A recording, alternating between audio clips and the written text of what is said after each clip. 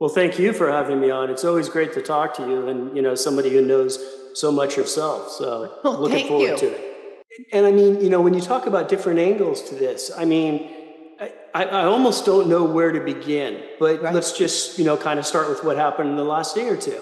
And Right. that is that the DOJ, suddenly there was kind of rumors. We heard a few hints going on. The Russia collusion narrative had sort of been, once again resurrected. And there was kind of the sideline story going on between the Kamala campaign and Tim Pool, where there was a little Right. bit of overture to the point where Tim Pool, like 2 or 3 days, I think it was 2 days ago, Right. said that he was going to come out and sue the Kamala campaign. Kind of Right. got pressured into saying that, I think, but regardless, that's what happened. Yeah, very next day, DOJ suddenly comes out and it's an indictment for two parties that are affiliated with Tenet Media, which is employing this group of, I don't know how you define it, kind of loosely right-wing, pundits, Yeah, whatever. Yeah, that's one of the funny things that we found about it. I guess it's sort of twofold. First of all, if you think Russia's trying to influence somebody, why would you pick people that are friendly to Trump? That's kind of strange.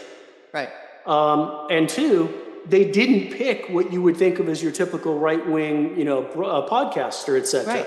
They Right. picked guys that were sort of, at some point, were maybe center-left, that had been shifting a little bit to the right. Guys like Rubin and Poole, and Right. perfectly fine guys, whatever. But I don't think about them as like in our area. And like, I Right. can't tell. I mean, I never watch it. Tim, nothing against Tim, but it's just not my world. I'm not watching what he's doing. I don't really care. Yeah, let's be clear about what happened. Is these are guys that are producing shows, and they don't even know that there's money from Russia involved, right? Right. They have no sense. And there's nobody directing them how to produce their shows. They're just making their shows. They're doing what they do. Right. And they've kind of gone through this red pill evolution themselves a little bit, at least to varying degrees. Right. But there's no pressure on them to produce a show in a certain way or make certain content. They're doing what they want to do without any knowledge of where the money's coming from. So, there's no pressure. It's just making shows. But here's where we start getting into the larger problems is, let's say they did know. Who cares? Right. If you extend that logic out, think about the BBC. How many people does the BBC employ domestically? If we use the logic that's being applied to these guys, and I don't think they're in any trouble, even the DOJ, indictment is basically saying these guys didn't really know, they weren't directly involved, though they don't phrase it quite that nicely. Right. They're giving the opportunity for, the Mika Brzezinskis of the world to say their names on TV and kind of discredit them by association. Right. But there's a fundamental issue in that there's also nothing wrong with any of this. Like, I don't understand how they can even put the indictment out in the first place. Again, this is sort of akin to going after American domiciled BBC employees. Right. In other words, put any other name than Russia in terms of where that money was coming into the organization, and the whole mental approach to it completely changes. Yeah. We're also seeing an extension of the laws that are used to attack the right. And I'm talking about things like the Logan Act. Right. I'm talking about FARA. I'm talking about what they did with Trump. Section, was it 1217? I'll look it up. But Right. the whole obstruction. Exactly. What they're doing is they're putting forth these kind of obscure, little-used statutes, and they're broadening the scope of them and using them to attack people on the right, while they simultaneously aren't applying them to anybody on the left. No, and there's many people on the left. FARA is being invoked, right? Yeah, FARA was barely a thing back in 2015. Right. It was almost never used. And define FARA. Well, that's one of the things that's been driving me crazy today. And we've been doing a lot of things, been pretty busy, but I tried to get a few salient tweets out on the matter. And, it's the idea that simultaneously the DOJ has pushed out this indictment on these people, the subject to Tenet Media capturing these people. And at the exact same time, guess what's starting up today? Hunter's tax trial. Right. So what was the prelude going into Hunter's tax? This has been a pattern from the beginning. Something comes out about Hunter. Donald Trump was indicted. Something else came about Hunter. Donald Trump, within days. This has been going on now for years, the last 3 years. But it's even far worse than that, because a couple of weeks back, in preparation for this trial, Hunter was fighting on some things. He didn't want certain disclosures. He was trying to wall off what could be exposed in the trial. Right. And DOJ pushed back on that. And they basically threatened him. And they came out with a 4-page response filed with the court where they laid out all the reasons why Hunter was quite literally an unregistered foreign agent, that he violated all the FARA laws. And he did it for the CCP, China. He did it for Ukraine. And he also did it for Romania. Right. And they laid everything out, which blew apart his arguments. And they said, we're going to present the evidence as we see fit. But at the very end of it, oh, by the way, we're not going to charge you for any of this. So at exactly the same time that the DOJ is indicting these people on the right, they are quite literally making the case that Hunter is fully guilty of far more serious charges, and they're not going to charge him. That is just driving me insane. And if you think about it, how is that not election interference? Isn't that great? But it's so bad. I read that. It's embarrassing for us. Because that's clearly, he's right in their faces, just telling them you guys are ridiculous. Yeah, basically. But as far as this, the lawfare and everything that's going on, and maybe we can come back to the lawfare because that's such a great topic in of itself. But they're not only trying to resurrect the Russia collusion narrative, and they're definitely trying to do that, but they're also trying to sort of move back in time and tell everybody, see, everything we told you about Russia collusion back in 2015, 2016, 2017, and so on, all of that was true. Right. And here's the proof. Here's the indictment. We told you. So everything that you were believing the entire time, but maybe you were kind of coming down the scale and starting to wonder, maybe that was a little shady. Now you're back up here again thinking, wow, they were right the entire time. Yeah. And I think both things are what they're trying to accomplish right now. Just from what I've seen on X, etc., I think he's got real contact with the Trump campaign. Oh, so if you start talking about sort of two hops or et cetera, right, that's a potential issue. And there's another aspect to this that Democrats have been exhibiting to us, that they're always going to go further. You and I talked about this a little bit the last time I was on. Right, exactly. And that each step that we get to is worse than the one before, but then that just becomes the launching pad for the next step. So when I could tell you were kind of talking about two hop, first thought that came into my head is, well, we got to be a little careful because two hop sometimes gets exaggerated. And that was immediately followed by the thought, well, that's 2015. Whatever you thought back then, that's not the same anymore, because they always stretch it out. And that's what they're doing with the FARA charges. The FARA charges, there's not even a FARA violation. They're not lobbying. These people aren't lobbying on behalf of a foreign government.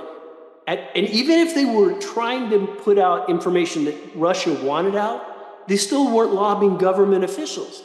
So it doesn't even meet the definition of FARA. But that's an example of taking these obscure acts and expanding them and expanding them and expanding them to capture, people in just this fashion. And they sort of fall into two general camps. And that's Brookings Institution and former federal prosecutors. Right. And if you use that appellation and say anybody from Brookings, anybody who's a former federal prosecutor, you'll capture almost all of these people. Right. And, Eisen and Mary McCord, former DOJ official, just, dangerous person. Yeah. Part of the Michael Flynn setup and everything, and on and on and on. She's still very active. These guys are holding weekly calls on which they're bringing on all these MSNBC talking heads, from the smart ones all the way down to the really dumb ones like Asha, etc. But they're on these calls, and they're literally getting the weekly, daily, and weekly briefings as to what Eisen and others are actually doing. McCord, Witts. And then that's what they take on to MSNBC and other places. And, they've got their talking points. And they create this, unfortunately, fairly powerful echo chamber, frankly. Yeah. Yeah, I think it's kind of planned desperation. And every time that I see, it's always telling, the conferences that you oftentimes really want to pay attention to is where Garland appears with other people, specifically Monica, and Ray was there to make it even worse. And when I was watching that, my reaction to that when Garland was speaking was he looked like a hostage. Mm-hmm. His voice, he looked nervous. His voice was quavering and et cetera. And then Lisa Monaco jumps in and Ray is there. And, those are the guys that are running things. But I do think there's a sense of desperation, but it's planned desperation. Right. Which kind of brings us to a dangerous point, because they're not unorganized, they're not without a plan, it's not chaotic, but they also are very concerned because obviously Kamala did very poorly. They got no bounce. They probably got a negative bounce coming out of the convention. If they didn't, we certainly have it now. Right. So they're worried. And I've always said that the whole point of this is, and this goes along with the fake polls and everything else that we're seeing, is Kamala doesn't have to be good enough to win. Kamala just has to be okay enough to make it plausible that she could have won. Right. That's all they want. And that's where we are. So it's kind of a scary place to be. It reminds me a lot of what's going on concurrently in the UK. Right. I don't know if you remember, but we got a little window in a few of those sentencings that were taking place, after kind of this response to all the issues they were having over there. And they're brought in before these judges with just, a day after and sentenced to prison. And you saw the way they portrayed what they were doing. And when you read the charges, you're like, this doesn't remotely fit with what actually happened. And that's kind of what was taking place, when you're talking about J6 and, the new charges. Yeah. There's another thing, you mentioned the idea of this threatening that, anybody who interferes with an election, etc. At this point in the election, wouldn't you expect to hear that in a rational world, which we unfortunately don't occupy, that anybody who did anything to tamper with elections, not election officials or anybody who tried to subvert elections, alter the results, cheat in any way, shape, or form, we're going to come after you? Nope, that's not what they said. Garland's the figurehead, but he's been the voice, and he's allowed everything to transpire. Monica's been the brains, the one who's done everything. If people forget, she was one of the ones who was most active at Obama's direction of pushing the ICA, the Intelligence Community Assessment, back in 2016, early months of 2017, that's when the real attack on Trump happened, those first 3 months of 2017. And of course, we have Christopher Wray and everything one of the things, maybe we can finish this up and go to it, is Danchenko, because that plays into this too. But, Wray is as guilty as could possibly be, and so is pretty much the entirety of the FBI. Right. And you mentioned the J6 prosecutions. I don't think there was any accident that they were done right at the same time as the indictments hit. Because what's the idea? The idea is to terrify everybody. It's what the UK is doing right now. Right. They're clamping down so hard that all the citizens that are rightly furious, they're like, what do we do? We're so scared because of the immediate prosecution. We don't want to take the action that we think we should take. And I think that's the parallel to what's happening here. And the timing of those J6 indictments was not by accident.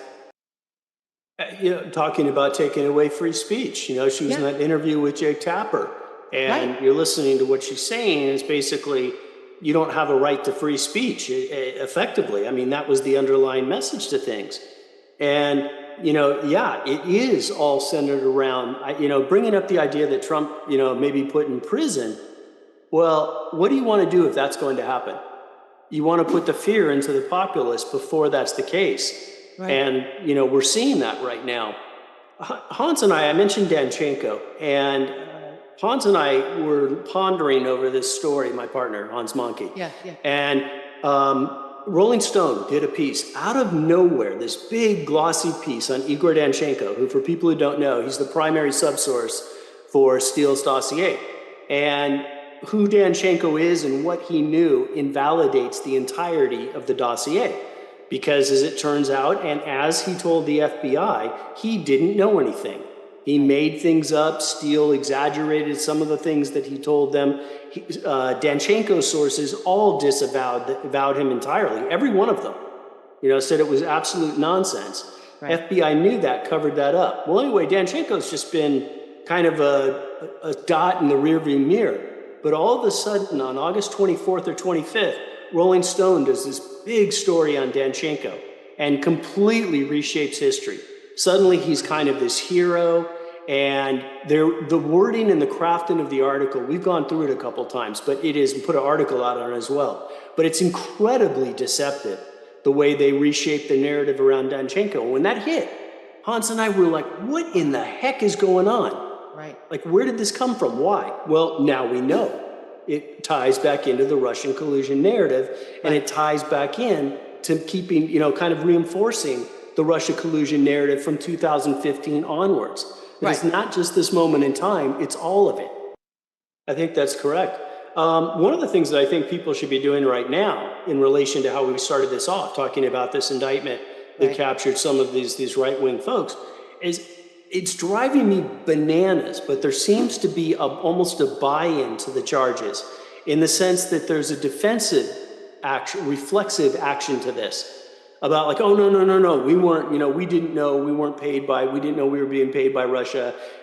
It's not really a FARA violation, as opposed to, what in the hell are you guys talking about? It's free speech. Free speech should be the mantra. Is that this doesn't matter. It's free speech. I don't care who paid me. I didn't know, but it's irrelevant.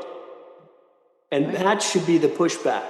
Because it's not only an attack for resurrecting the Russia collusion narrative, but it's also an attack on free speech. Because if suddenly everybody's afraid to say something, and, kind of this Russia collusion mind virus that, like Elon likes to put it, just isolated to Russia collusion, it's fully infected the left, but unfortunately it's started to infect the right a little bit.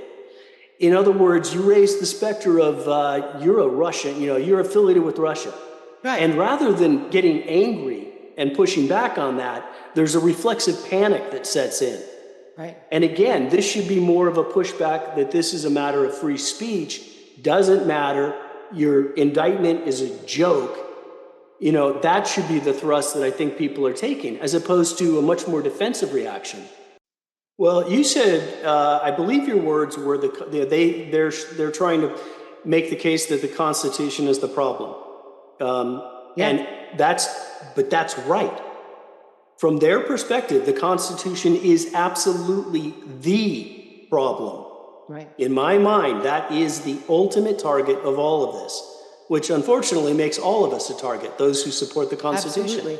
The U.S. Constitution, in my mind, is sort of the last bulwark that's standing in the way of the kind of globalist Marxist. 100%. We've had this weird blend of Marxism and globalism that has kind of created almost a new thing. But Marxist roots and globalist actions maybe is one way to think about it. But the one thing that's standing in the way of implementation of everything is the Constitution. It's why we're not in the same place that the UK citizens find themselves at the moment. It's why we still have X and Brazil doesn't. Although there was one good thing. I don't know if you saw that, but Elon put something out, and a huge proportion of Brazil folks are using VPNs and still accessing on a daily basis, which must just drive, Alexandre de Moraes. I can't even say his name. We need Glenn Greenwald. He says it's I know. He's great. If they could do it, we'd have it now. Which again is why I keep pointing fingers at the U.S. Constitution. And that's why they want to erode it as much as possible.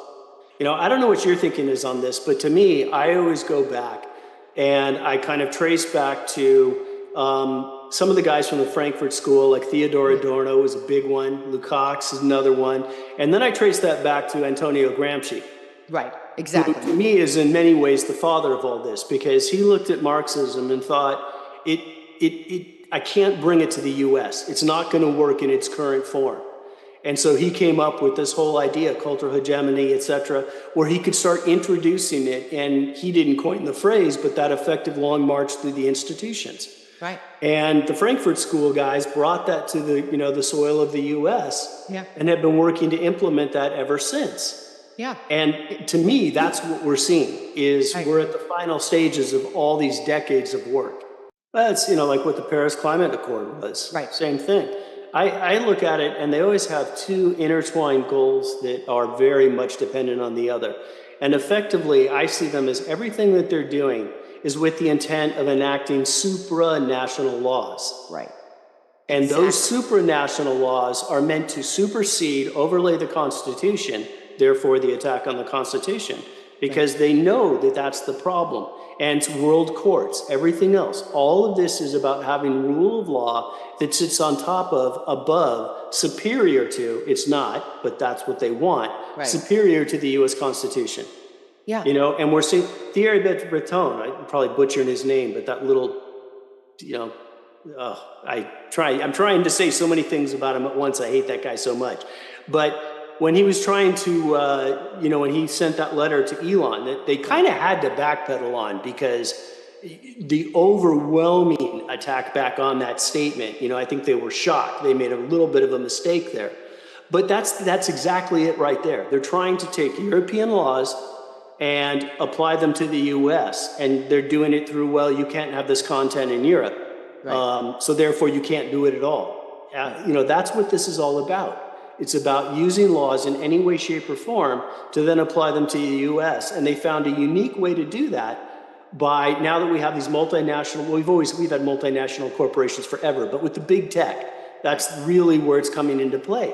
Control that from one country's laws that then supersede the U.S.'s laws. You know, it's freedom versus authoritarianism, Marxism, control, globalism. And I mean, yes, this election is unlike any other we've ever had. And if you think back to like the Obama time, that was when I felt like the masks were really first starting to slip. You know, if you stretch your memory back a little bit further, you know, I remember being outraged and shocked by what the Clintons were doing and all the various, you know, shenanigans that they were undergoing. But then Obama came along, and that was when, you know, really, all of a sudden, the Clintons looked kind of like almost corrupt mainstream politicians. Really corrupt, but just not in the same camp. And that's when the mask began to slip, and Obama was so, unfortunately, so good at staffing all of the institutions, all of the federal agencies, with a completely ideologically devoted leftists. That the government was already leaning that way, of course, but this was a whole new level, and just staffed it throughout in such a way that, you know, I oftentimes wonder, like, how do you fix that? I'm not sure I know what the answer is, because it's almost like you have to tear those down. They were so thoroughly polluted. And now we step forward into the Biden era, and now Kamala, and the masks are pretty much off at this point. You know, they're couching it still, but they're effectively telling you what they want to do. Gaslighting is a very effective tool. And dangerous. You know, when you hear those kind of things, you're almost overwhelmed with the outrageousness of it as to how to formulate a proper response to it. And you mentioned an interesting word, and that was sociopath. And that's kind of been a little bit of a theory of mine. You know, we have, 340 million people in the U.S. D.C., by its very nature, attracts the absolute worst kinds of people. And in answer to your question, this applies to Hollywood a little bit too, by the way. Yeah, of course. I have some good friends involved, and they have some horror stories. Is that it's attracting the people that have true sociopathic tendencies. So when you ask about how don't these people feel, my answer is they don't feel. They don't care. Power is the goal, and there's no sense of remorse or, you know, guilt or any of that with what they're doing, because all of that, if it accomplishes the goal that they want, then all of those things are fine to do. There is no remorse. There is no concern for rule of law. Yeah, I'm very puzzled. Well, actually, before we go further, I just want to make one note. And you were talking about the courts. And when I was talking about the pollution of the DOJ, I think it's important to remember the power that the DOJ exerts. So you can't really separate what happens to the courts versus the DOJ, because those are intertwined so tightly together that if you subvert the DOJ, you are inherently subverting the courts. It happens at a second tier, generally speaking, but it moves in lockstep. So if you pollute the DOJ, you're polluting the judicial system, and that's at the judge level, etc. Well, nothing is unrelated, and nothing is incidental. There are no coincidences. And, you know, I'm not sure if everybody realizes, but if anybody's coming over from China and comes to work here, you immediately have to accept that they are effectively an agent for the Chinese government. And not necessarily because they're bad people, but that's how the CCP works. And those people have family back there, and they can exert pressure on the family. So anybody who's here from China is inherently in that camp. That's just a hard fact of life. That's the way it is. And I find it very, very strange that Hochul's assistant was arrested. Why? I keep wondering, I should be careful what I say because this is wild speculation, but I come from the attitude that there's nothing that happens by chance, especially when something jumps out to you as both odd in its timing and it's the event itself. And that's one of them. Right. Because, Feinstein was the guy was her confidant, her driver, her office manager, her everything. He's never charged. No, neither was she. Neither was Swalwell. Right. They never charged. They should So be charged. Why is this one being charged? And I immediately start thinking about Waltz. And I start thinking about all of Waltz's ties to the CCP. And if there's again, wild speculation on my, I get it. It's just, I guarantee you there is a reason why this happened. It extends far beyond whatever the charges lay out. That's not why that person was arrested. There's something else going on there. So yes. I mean, all of Russiagate was a distraction from everything that China was doing. We took our eye off the ball there. And that doesn't mean that we have to be adversarial with these countries. And in fact, we probably should not be. I agree. But we should be on high guard. And we completely took our eye off the ball there. But yeah, I agree with you completely. That is an anomalous event. And I fully believe, if we were to circle back in 2 weeks or a month or whatever, I'm pretty confident we're going to have an answer as to why that happened. The Eric Holder thing bothers me as well. Why did Holder, whatever you think about Holder, he's very, very smart. Yes. And his firm has a host of whip-smart lawyers. Eric Holder, let's just say it, Eric Holder did not mess up on Waltz. There's a reason that Waltz is being exposed. Holder knew. It is impossible. And if Holder knew, Obama knew. Right. And the whole seems awfully late in the game. At first, I was wondering: is this is Waltz sort of a Trojan horse where they want to get Kamala out and insert somebody else?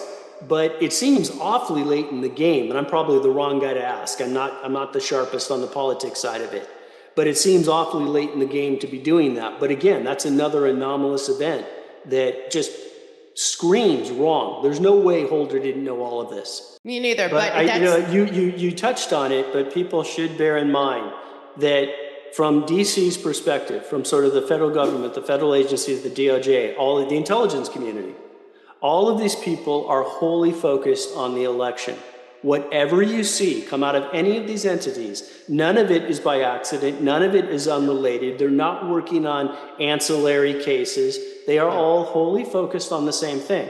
So anything that you see out of any of these entities is going to be related in some way, shape, or form. All of their resources, all of their brain power is all dedicated to one thing. So everything that's coming out, none of it is by accident. And it's inherently interrelated.